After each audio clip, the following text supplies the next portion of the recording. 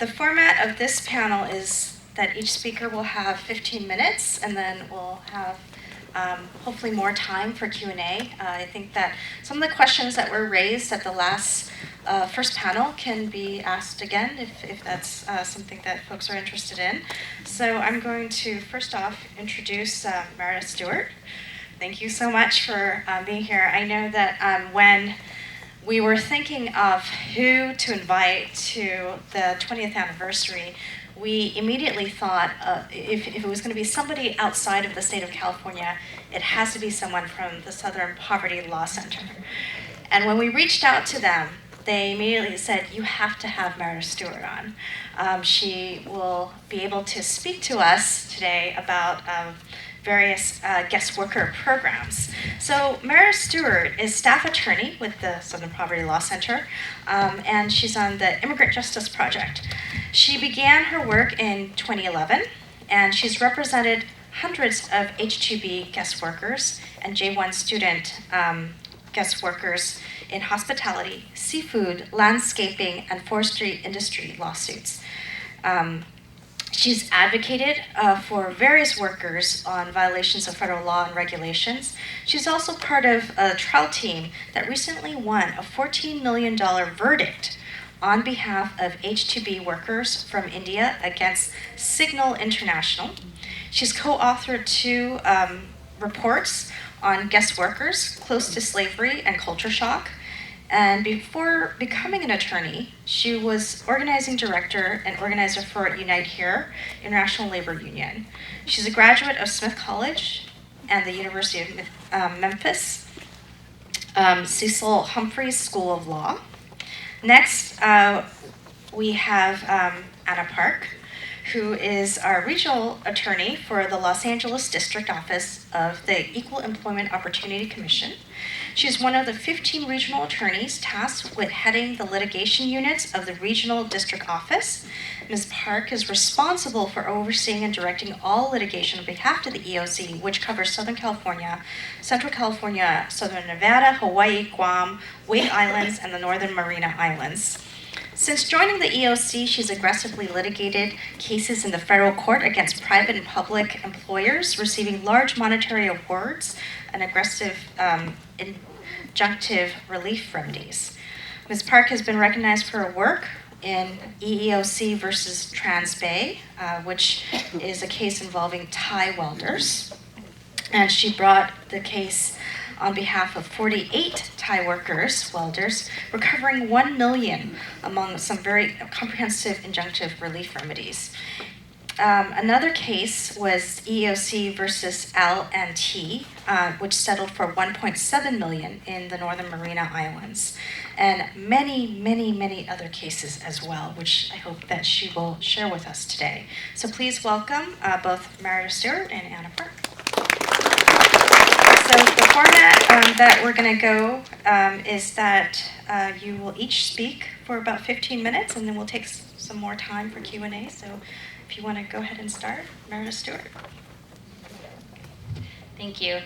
Before I get started, I just want to mention that, as my bio noted, I used to be an organizer with Unite, which of course is a former textile workers union. So I organize textile workers all over the country.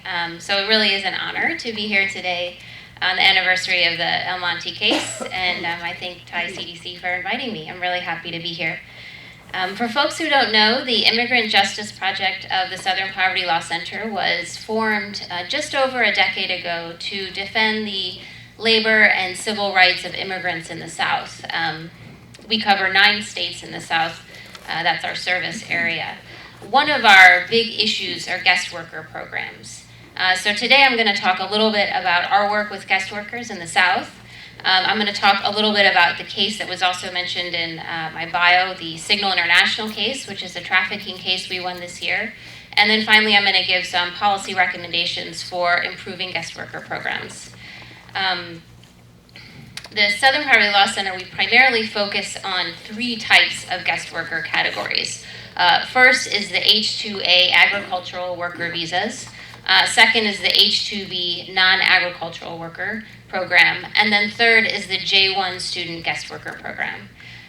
We focus on those 3 programs because they're quite large. They're prevalent in the South, and they tend to place workers in low-wage sectors such as forestry, hospitality, landscaping, agriculture, seafood. But another reason we focus on those 3 programs is because they share a common trait or characteristic that lends itself to high incidence of wage theft and trafficking. And that trait is workers who come over on those visas, in particular H-2 visas, can only work for the employer that sponsored their visa. So when those workers get here, if they find that their working conditions are abusive, their only options are to stay and endure those conditions, or to leave and risk losing status or lawful status in the United States. Oftentimes, that second option isn't tenable because workers, as we know from the last panel, go into deep debt to fund the fees and costs it takes to get here to work on a guest worker visa. So they have to keep working while they're here in order to pay off that debt. And of course, because their visa only allows them to work for one employer, they have to keep working for that employer. Because of that structure authorized by the US government of these guest worker programs, we see many, many abuses. Some common trends we see in the South, at least, and I think these are probably true for other parts of the country, as recruitment abuse. So workers, we know, hook up with a recruiter in their home country to get placed with the US employer. Recruitment abuse manifests as recruiters charging exorbitant and illegal recruitment fees, recruiters making false promises about what the work will be, so promising good hours, good wages, so workers then are lured into paying fees for an opportunity they think is going to be worth it. And then we also see more extreme forms of recruitment abuse, like workers going into deep debt, workers putting their homes up for collateral to fund recruitment fees, and some of the other debt contracts that Sudrat talked about in the last panel. Once workers get here stateside, we see rampant wage theft like we do in all low-wage work. It manifests in traditional ways, workers just not being paid for every hour worked, but then also in a way that is unique to guest worker programs. And that is when employers fail to reimburse workers in their first work week for pre-employment expenses. And when I say pre-employment expenses, I'm talking about the visa fees, the transportation, airfare, bus, consulate fees, all those costs that workers pay out of pocket to get the job. Those benefit the employer, and so the law says the employer should have to reimburse them in their first work week if those fees reduce their wages below the minimum wage, which when workers are paying hundreds and hundreds of dollars, sometimes thousands, they almost always reduce their first week's wages below the minimum wage. So we see wage theft occur in that way all the time with guest worker programs. We also see a high incidence of human trafficking.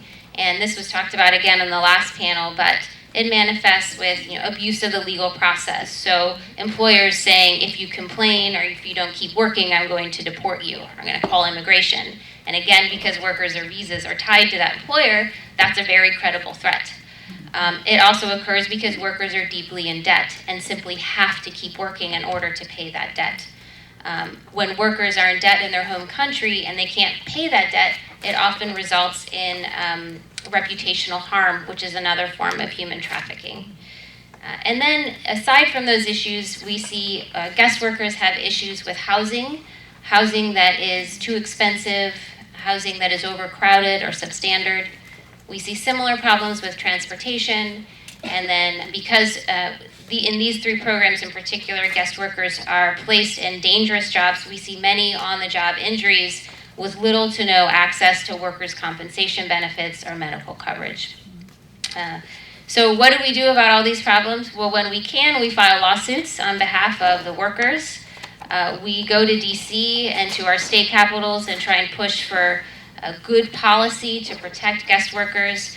And we do outreach around the clock around the South, often in remote areas, to guest workers at their labor camps and apartments to make sure they understand their rights and they know that we're out there and they can call us if they need anything. As a result of our lawsuits on behalf of guest workers over the past decade, we've collected, through judgments and settlements, $34 million. Much of that money is back wages, so it's from straight up wage theft. It's a real serious problem in these programs. And now I want to talk to you a little bit about the Signal International case, which we won this year, because I think that case is really a stark example of the types of abuses that guest workers face in this country by virtue of the fact that they are not allowed to change employers once they get here. So the Signal International case started just after Hurricane Katrina hit around 2005, when Signal, which is a marine fabrication company, needed a lot of workers to help rebuild all the ships and oil rigs that were destroyed by the hurricane. Signal claimed there were no U.S. workers to do that job, so they looked to the H-2B guest worker program.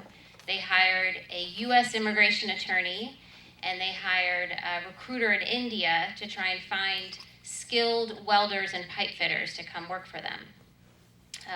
The attorney and the recruiter had no problem finding upwards of 500 skilled workers in India to do that, because they promised the workers that they would get a green card for themselves and their families, in addition to a great job opportunity, permanent job opportunity at Signal. In exchange for that green card and the job, workers would have to pay between $10,000 and $20,000 in recruitment fees. Now the workers saw this opportunity, in particular an opportunity to permanently live and work in the United States with their families, as invaluable.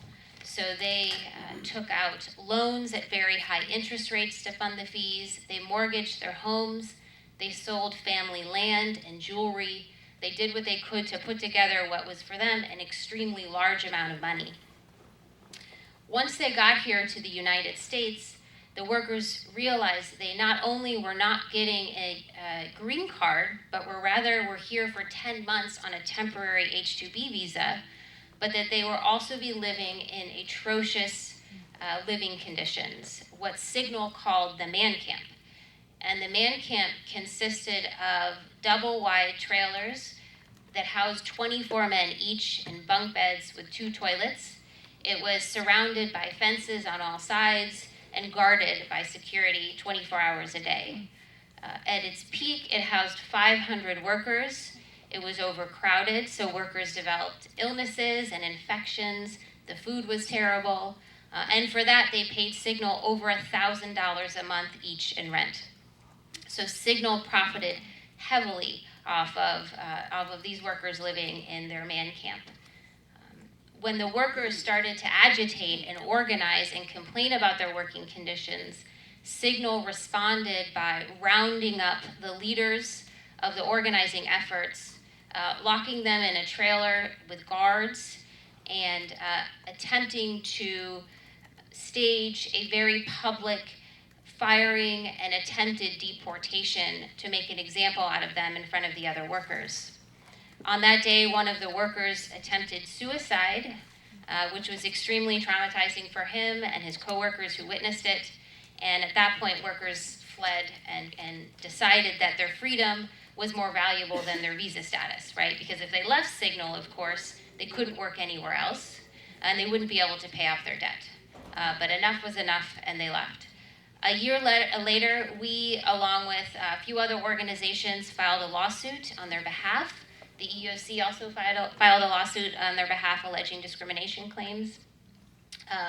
Our claims were under the Trafficking Victims Protection Act, the Fair Labor Standards Act, discrimination, retaliation, breach of contract, fraud, and we embarked on an epic 7-year legal battle against Signal, which culminated this January with a 5-week jury trial in New Orleans, where a jury of Southerners found on behalf of 5 of the workers who were the first to go to trial for them on every single claim that they filed, and awarded them a $14 million judgment against Signal, the immigration attorney, and the recruiter.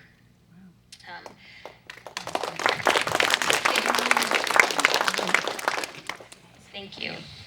I think that case is a good example of how vulnerable guest workers are, both to false recruitment promises and also once they get here to poor working conditions. that they can't leave because the structure of their visa traps them in that job with that employer. It also is an example of how trafficking, and we talked about this in the last panel, can be caused by physical or not. It can be caused by psychological coercion and doesn't necessarily involve chains and shackles and physical violence. But these workers were psychologically coerced into staying at Signal by threatened deportation and by virtue of the debt that they incurred to be there. In order to try and change these type of things that are happening in these guest worker programs, we have a few fundamental policy recommendations. One is to allow workers what we call portability, which is just the basic right to move from one employer to another without risking their visa status. A second policy recommendation is to regulate recruiters. There needs to be more transparency in the recruitment process, and employers need to be held accountable when they use recruiters like Signal did that abused the workers, that charged illegal fees and made them false promises. California actually has a new law in place, SB 477, which I think just was implemented this month, July, right? Which is a great example of legislation that we need on the federal level to try and regulate recruiters and how they recruit foreign workers. Workers also need what's called a private right of action to be able to enforce the promises that they're told in their home countries about what the job is going to be like. You'd be surprised that many guest workers have no clear way to do that in U.S. courts, to say, the recruiter promised me 40 hours a week and $10 an hour, I got 20 hours a week and $7.25 an hour. They can't just go into court and enforce that clearly under federal law. They're left with sort of a state breach of contract action, which is much more difficult to win. Guest workers also need more access to justice.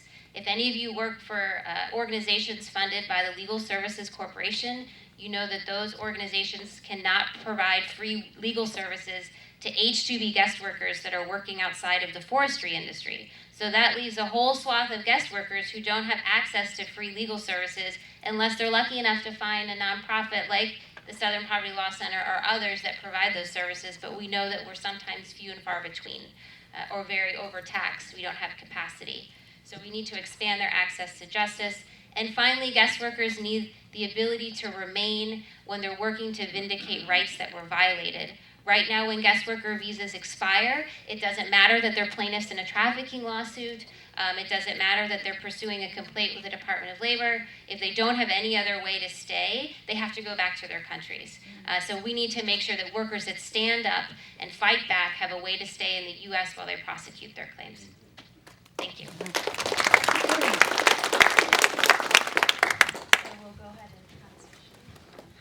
Great, wonderful to be here. I guess instead of rehashing what was said, and it's wonderful work that the Southern Poverty Law Center is doing, and we're proud to be partners with them as well. Our role, actually my specific role began with my relationship with Chansey and CAST. We got involved with the issue of trafficking well before the words were uttered, and people were like, what, here in our soil? So we were asked, part of a training module with the Department of Justice, and I remember a caseworker from CAST saying, there's a group of men here and we who were brought here and horribly abused, and criminal prosecution is not going forward on their behalf. What can you do for us? So, of course, not willing to turn down a challenge, we opened an investigation. And mind you, at that point, these poor individuals didn't trust government. They didn't understand our laws. What is all this? And were very reluctant to even meet with us. We're big bad government and will remain big bad government in some people's eyes. So Thai CDC stepped forward and said, we'll file that charge. We'll open an investigation so you can do what you can do. And that's where we began our first case of trafficking. We couldn't go after the recruiter, and ultimately criminal charges were brought against the recruiter. What happened was a group of about 60 welders were brought over under the H-2B program. Very high-skilled welders. They were here to retrofit the East Bay Bridge. the employer claimed they couldn't find any welders, and I believe that's true. On the market, they make $43 an hour, which is probably more than a lot of us make. So they were brought over from Thailand as high-skilled welders, and when they were brought here, they were placed in 2 small cramped apartments, deprived of food. They were allowed to leave the apartment, but they were threatened and said, if you leave, we're going to harm your family back home. They had huge debt, between 15,000 and 25,000 US dollars. As you know, it's a huge sum of money based on what they make in Thailand. They were deprived of food, water, and they were threatened on a daily basis. And this was their reality. Ads were run in the Thai newspaper for cheap labor, putting their faces on these ads when they were guaranteed $19 an hour. It took some brave souls that escaped to a Thai temple, and that's how we became involved. And from that, and it was important in the way we went about bringing the case. And that's really what Meredith's talking about, which is accountability. They knew there were laws set up to make sure that you follow the laws. They were told about U.S. protections. Did they do it? No. Because ultimately they just wanted very cheap labor and controlled labor. And that's the key component of this, controlled labor. In some regard, particularly in agriculture, it's not cheaper to bring in foreign workers to do agriculture. But why do they do it? Because they can control that workforce and make them do what they can't force other people to do. So in that case, we brought suit against the employer, which was, for the first time, most of the time cases were brought just against the recruiters. And it was important for several reasons. Accountability, because what is clear, and as I will talk about our second case, is the employers stick their head in the sand. They don't care. We're not the employer. They wash their hands of it. And this is true in many industries where they hire third parties to sort of take over their labor. They're not our people. We're not responsible. I think in these cases, they're very unique. There's a lot of control in the way they do their work, in the way they live. So they have an obligation. That's why we pursue our case under what we call joint employer theory, that they are equally liable because of that control. And in that case, what was important was not so much the money that we got, but more importantly, the injunctive relief, the change in the way the industry and employers viewed their role. Okay. We also brought, as part of our brought injunctive remedies, which is changes that the company have to make, was providing social services benefits to the claims, which is critical, is to acknowledge the difficulty that people have in coming back from being victims of trafficking. Also job relocation, job retraining, all the things that allow us flexibility in making the victim whole. The second case, and that led us to the second case, which has been a long journey, and that was our case against EOC versus Global Horizon. That was in the agricultural realm. Many of them brought over under very legitimate H-2A visas, but just horrific stories of people being forced to work and very isolating. Anyone been to Hawaii?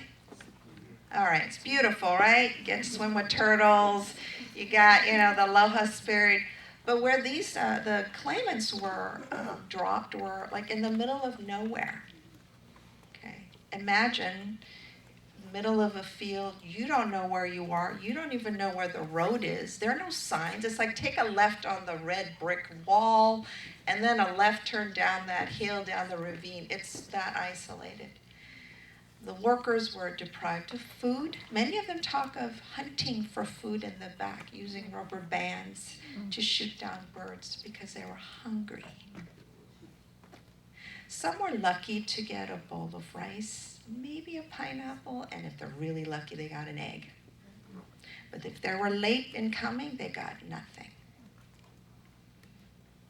They were subject to horrible bed bugs. They were cramped in these I would say these sort of plantation shacks, 20 to a room, no running toilets. They couldn't even get water. Imagine toiling in the fields with no water.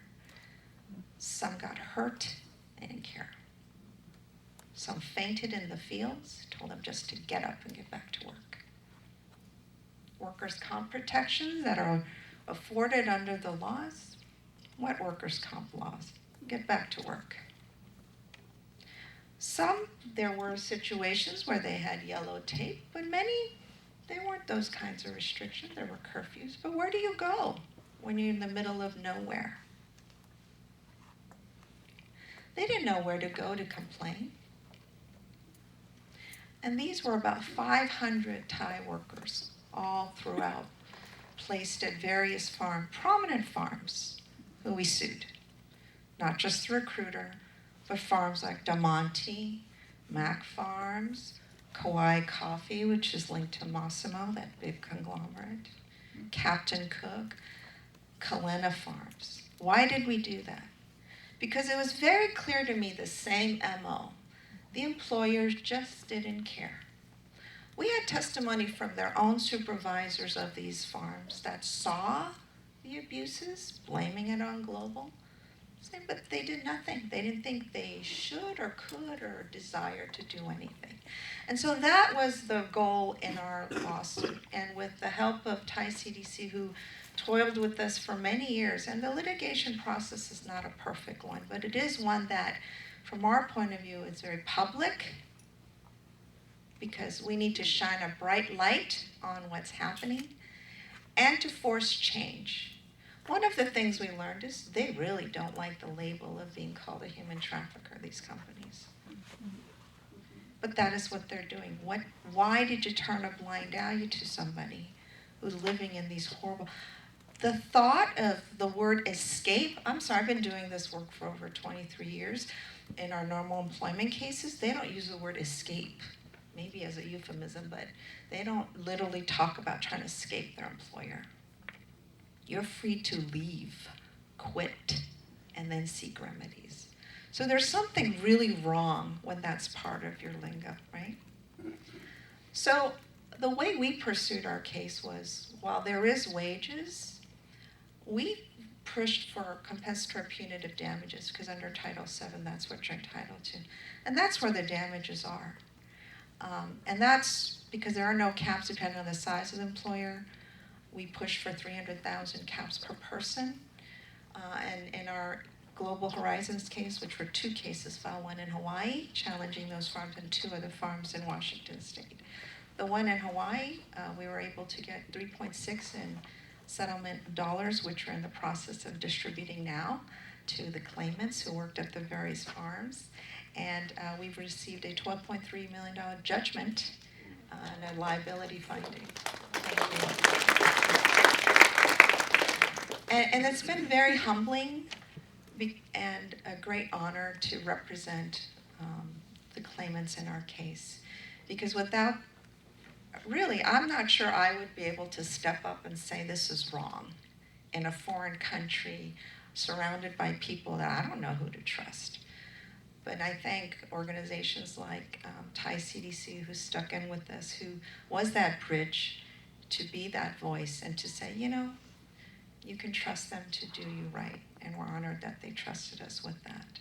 But the work is not done. I think in looking forward, I think clearly the issue of control, it's not that the employers don't know these laws exist. We just celebrated our 50th anniversary of our statute, so they know it exists. The question is, do they feel accountable to it?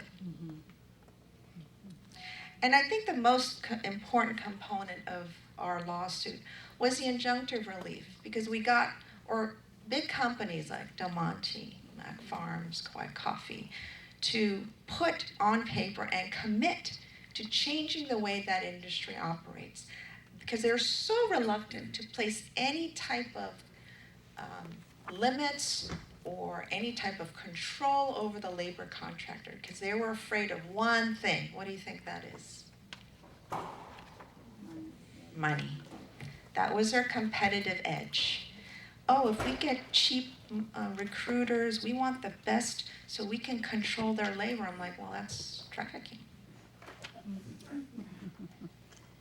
Okay. I want to share with you a little tidbit of information. During negotiations with one of the farms, I won't say which one, we were in the heat of discussing, money and the harm, and we were talking about all of the things I described. And then the attorney for the other side, well, but a damages point, this person earned about is equal to 1.3% of what the damages are. I'm like, are you really talking about 0.3 person in a trafficking case? Really? So I think it's very important I share that with you because workers in these settings are commodity. Okay? They're not people as far as having rights. So I think the more we remind them that labor laws matter, discrimination laws matter, and that it will cost you a very large sum of money if you don't follow them. You need that incentive or disincentive to remind them of that. There are many, many laws on the books that if you enforce them, and that's what we did, we said, this is a civil rights violation and we're not going to allow you to get out of that. You're ignoring that. And as a result, we hope we made some change in that industry.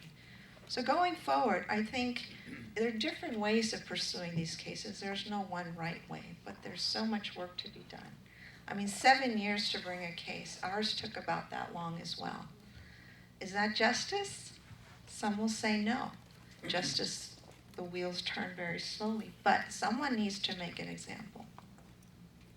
And everyone has to play their part. Thank you.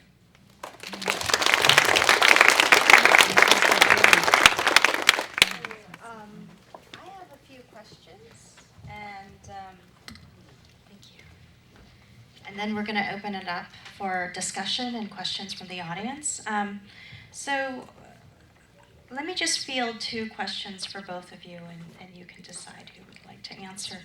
One of the things I noticed specifically with a lot of these debt bondage contract cases is that workers, while the case is under investigation and even while it's under litigation, they're actually paying off their debt. And usually they pay off their debt back in their home country. It takes about 2 years or so. And I was wondering if you could maybe comment on that. But also the other part was if you can speak to some of the challenges with litigation itself. What happened? What was the end result with Global? Because many of the settlements were with specific farms. So I was wondering if you can maybe update us on what's happening on the front with Global Horizons specifically, since you've done that case. Sure. These are very difficult cases. I think the language barrier in particular was the biggest hurdle. I can tell you now there's probably 4 court-certified Thai translators in the nation. And if you want to know who they are, we'll let you know. But it took us an exorbitant amount of time because it's very important that if they're not translating properly, your case tanks. Because if they can't translate the word pineapple, which happened, we're sunk. So I think managing a transient workforce, we have many cases where we have transient workforce. This is not unique, but it is very unique in this case. The biggest challenge, I think, with respect to your debt question, many of the debt is not owed to the recruiter or the employer. That debt is owed to oftentimes loan sharks, other disreputable whatnots. That's because they mortgage their entire farm, maybe their family farm, because that's at stake, their family farm. And they're beholden to pay that off. And it's I think we heard, 50% interest. I mean, huge. It's like from the 80s, right? Remember that the 80s mortgage crisis? I mean, it was like that, like huge debt. So because of that, and there's nothing we can do to sort of wipe that out other than try to get them some relief by getting some money for them. With respect to money that the employers agreed to pay, that is in the midst of being distributed. The judgment against Global will probably pursuing collection issues. So if one thing Chancey knows about me is I don't give up. And so we're not going to give up on that. It is not going to be a mere paper judgment, so we shall see. I know the Department of Justice has a whole collection component. And this is one time that I'm very happy to be part of government to sort of utilize that apparatus. So we shall see. It's not over yet.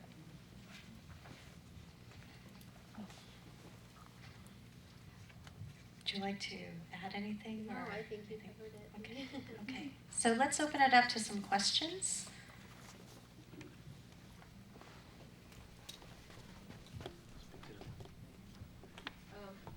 Can you hear me? If you can introduce yourself briefly. My name is Allison Charolumbus. I'm coming from Lucky Brand as a social compliance manager. And my question is about joint employer theory that you mentioned. I would say from internally within a company, you brought it up specifically about the recruiters in the company. Our legal counsel would say that if we had them sign off on something that said that they're liable and responsible to ensure that they're following all laws, that we aren't responsible at that point. What's your statement on that? Well, that issue's been litigated up and down, and I caution you to and that's what we heard up and down our litigation, but the problem in our case is, as you'll see, and it's very fact specific. But what will end up is, even if you say, I'm not going to have them sign anything, we're not going to do anything because we're worried about liability, you may still be liable because of the amount of control.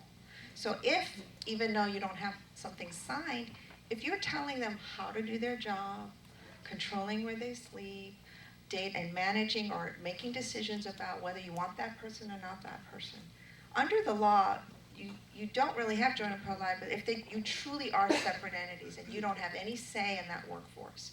But unfortunately, in a lot of ththese situations under the H-2A or H-2B, or even people that you bring on through a subcontractor, you have control. And so I think that is what the courts look at, the issue of control. So I think with each organization, it is very different. If you do want to keep that arm's length, what we found is oftentimes a fiction. Because we will be asking questions like, who did you report to? Who trained you? Who is it that controls your day-to-day? That is the operative factual analysis. Yeah, I'd just say that on a policy level, something that we push for is that employers are strictly liable for recruitment abuse or subcontractor abuse. And that means that no matter what the employer does, be it sign some sort of an agreement with the recruiter or whatnot, they're liable for what the recruiter or the subcontractor does. That way, employers that don't want to play by the rules can't exploit loopholes by saying, well, I had them sign a document saying they wouldn't violate the law, or I used a registered recruiter, so I'm off the hook. And I think really strict liability, though it's an uphill battle in Congress in terms of getting good language in legislation saying that, because employers don't like it, right, is the only way to ensure that employers are 100% accountable for abuses down the supply chain and recruitment chain. You can briefly introduce yourself. Sure, my name is Jyoti Chand, and actually I work at the Center for the Pacific Asian Family. But in the past, I've done a lot of work around workers' rights as well with South Asian workers and Little India. But I was actually just wondering if you can talk a little bit more about the issue of collections, like what are the loopholes or the barriers with corporations, or just the difficulties around collections. It just depends on the corporate entity. It depends on if you can go beyond that corporate entity, what we call piercing the corporate veil. It's a lot of sort of corporate law, which now I realize I should have paid more attention to in law school. As a student, when I worked for a civil rights law firm, my first assignment was alter ego, sort of piercing the corporate veil. I was like, I want to do civil rights. Well, what is this? And I realize now, 23 years later, that is the most important research that I've done. Oftentimes, if it's not a corporation and it's a sole proprietor, you can go after the assets of the individual. So there's different ways, and you really have to sift and work through sort of what is that entity? Are they hiding it? If they hold assets abroad, could you collect it? I think that's more difficult. So I think you have to look at the viability, like who's holding the money. And that's the other reason too, that oftentimes these recruiters don't have a lot of assets. It's really the employers using them as a front to sort of hide behind. So that's another reason that's important, this joint employer liability, that if they're using that recruiter as a shield, they can't do that. And I think that's been this legal fiction that a lot of employers. That's not to say that you don't have a true arm's length agreement, arm's length relationship, and I think a lot of employers do. It's usually when it's used in a way that is so corrosive, like in these kinds of cases. If you can please introduce yourself. Hi, my name is Erica. I work with the Miguel Contreras Foundation. And my question was for Meredith Stewart, because you mentioned that the H-2 visas prohibit workers from seeking another employer, and you provided perhaps as a solution having that portability so that they could. I'm wondering if you could elaborate on if you've explored at your center what that would look like. So would there be support in helping them find another employer, or how much time they would have, kind of thing, because if they can just freely go, but there's no sort of platform or support for them to find another employer, then we have the same problem that they'll stay out of fear or, be deported because they don't find an employer in time. So just kind of wondering if you've explored what that would look like. Yeah, that's a really good question, and we have explored it. Portability isn't just as easy as saying let them work wherever they want. One aspect of the H-2 programs is employers have to go through some regulatory requirements to make sure that they couldn't find any U.S. workers for the job first, right? I mean, the whole premise of the H-2 program is that you're only allowed to get workers from other countries if you try to recruit U.S. workers at a certain wage, the prevailing wage in the area, and if you couldn't find them, then you can get foreign workers. So if we let H-2B workers just go work wherever, you might sort of circumvent inadvertently that requirement that protects U.S. workers. And so, we've explored and thought about different ways that portability would work, but one way is to make sure that workers know about all of the employers in their area currently certified for H-2B visas, so they can go over there if the employer has an opening, and that way you're not circumventing this protection for U.S. workers that's embedded in the programs, and that making sure that those employers are, the information about those employers is accessible to workers, be it on a website or a registry or a handout that they're given so that they know, here are the employers in your area that you can work for. So it would be limited portability, but it would be much better than what they have now, which is nothing. And just so you know, in that arena, this whole notion that they look for U.S. workers, that's really a fiction. Right. I mean, in our case, it was very clear there were turning people away and sort of, oh, no, we don't have a position. So that's, I think the system as it's structured is really a problem. And I think whether it's portability or allowing a certain group, a number of people in, because that industry has shown they lack workers, and allow like the first, 300 people to come in and allow them. And I think that will change the power dynamic as far as, and this is not the opinion of the government, this is my personal opinion, and having seen this work, is that why is it that particularly in agriculture they pay by the piece? They're exempt from sort of labor issues. And I think there's a strong agricultural lobby. So I think, why is it that seasonal work in other arenas, they pay people minimum wage, like Amazon, like Christmas time. Yet in agriculture, they're not able to do that. I think that's the deflation of the wages. And I think if you deal with, make it competitive, make it so people can work, maybe that'll change the dynamics in that industry. It's complicated. Hello, I'm Carla Salazar with the LA County Federation of Labor.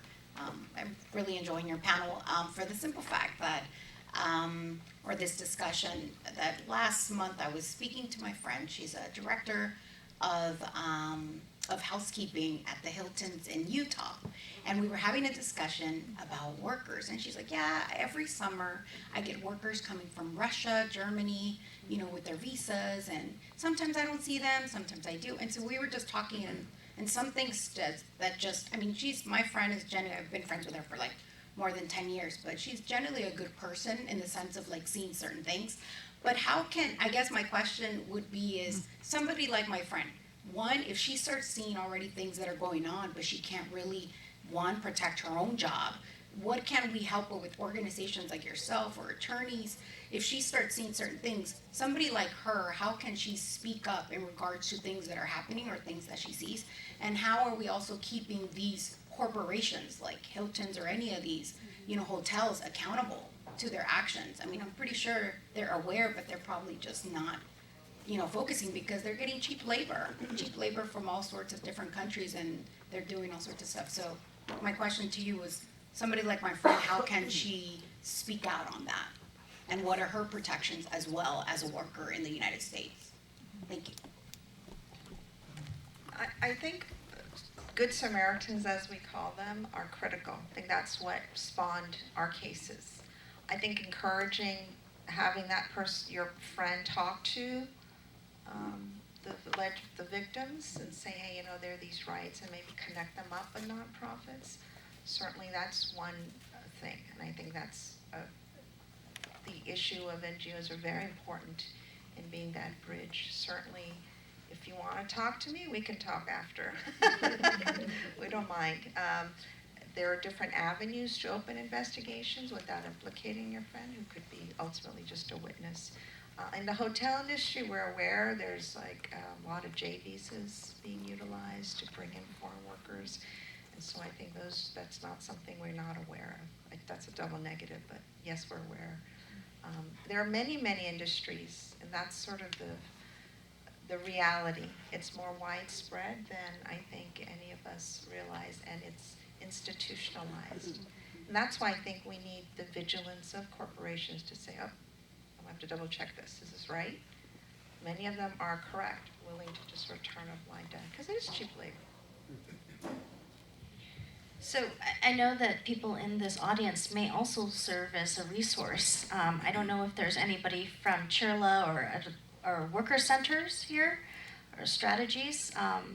So if maybe you can identify yourselves, and then maybe eventually, if anybody is from there, can answer. The U.S. Department of Labor, and if you want to contact your friend, is protected if she wants.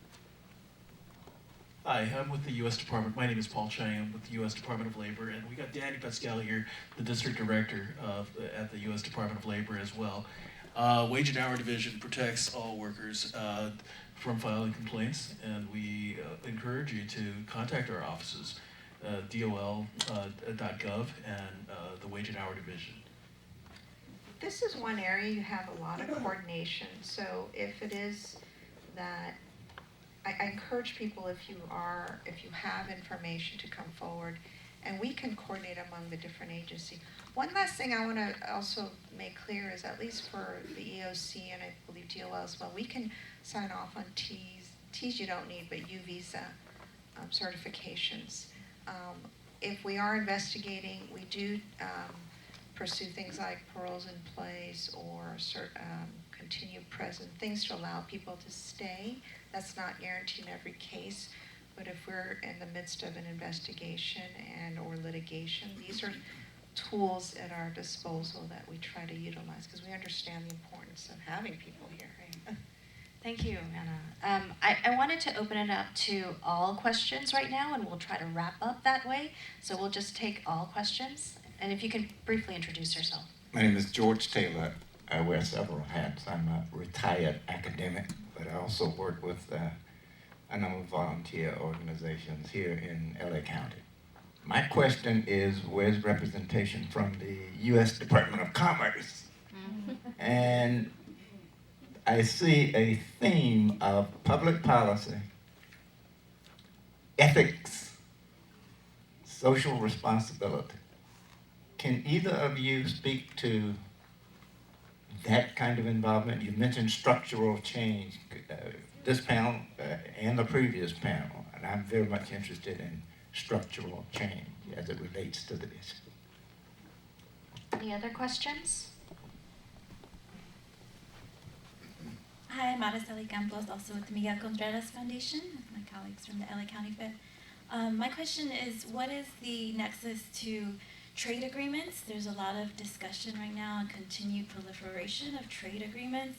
Is there movement towards greater worker protections in those agreements, or do we silo this into immigration discussion, which is very different discussion and very different people?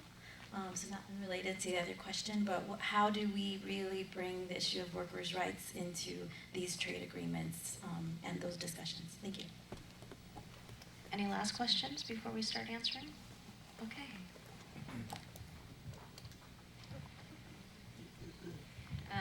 I wanted to address your question first about sort of social public policy and social responsibility and ethics, and I think you're exactly right. I think that people, we all have sort of a moral and ethical obligation to try and fight human trafficking, and the fact that we have programs in this country that are sanctioned by the U.S. government and that are structured by regulation to encourage and facilitate trafficking is extremely problematic. You would be surprised, though, when I go to D.C. and I talk to members of Congress trying to get even modest changes and improvements to these programs that are clearly designed to prevent human trafficking. The pushback from the employer lobby is extremely difficult and blocks, time and time again, basic regulations that arguably won't cost employers any more money. For example, requiring them to use a registered recruiter instead of an unregistered recruiter. Basic changes that we're looking for that they fight. So I think that this is, an extremely important issue, and trying to make others feel like they should feel responsible morally and ethically to try and change these programs is very important and something that we're constantly working towards. Your question about trade agreements, I'm not an expert on those, but I do know that in particular with trade agreements in Mexico, there's been some movement on trying to get them to recognize labor abuses in the context of H-2 programs and other guest worker programs. I think the largest number of workers coming here on H-2A visas are from Mexico, and so the Mexican government has been is aware of that and has been cooperative in that sense. But I'm not sure about other countries, and I don't have a whole lot of details on that. I'll start with that question and I'll work backwards. We do work closely with different consulates. I think that's very important as far as our role, particularly when we have foreign guest workers and they return to their country. I know that we're trying to build more of that bridge, but each country is very different and just depending on their structure. But certainly I think with the government of Thailand, we've been more active with them, and we've had a strong relationship through our Empleo program with the Mexican government. So we have MOUs established with many of them, so we understand the importance of that connection. And just getting the word out, and I think doing education is a key component. Ethical, moral, I think it's very important what Meredith said is the sense that it is everyone's responsibility, not just people that it's someone else's responsibility. And I think what works, the issue of trafficking is now at the forefront. People know about it. They know it's wrong. The next step is accountability. And I think the main part is, corporate America, it's okay. Many of them are employers, so their goal, though, is to make money. When you impact that revenue stream or their brand, that makes a difference and gets their attention. And I think in this arena, that's a very important component. And that's everyone's responsibility, to hold corporations accountable. And I think that's where it becomes a moral imperative to everyone. And I think that the more we stay aware and connected, do the right thing, force companies to do the right thing, that is how you bring about that sea change. Okay, thank you so much, and thank you for that last question. I think it's up to all of us to try to find out more about the kind of bilateral trade agreements that are happening that are going to affect various temporary worker programs, guest worker programs.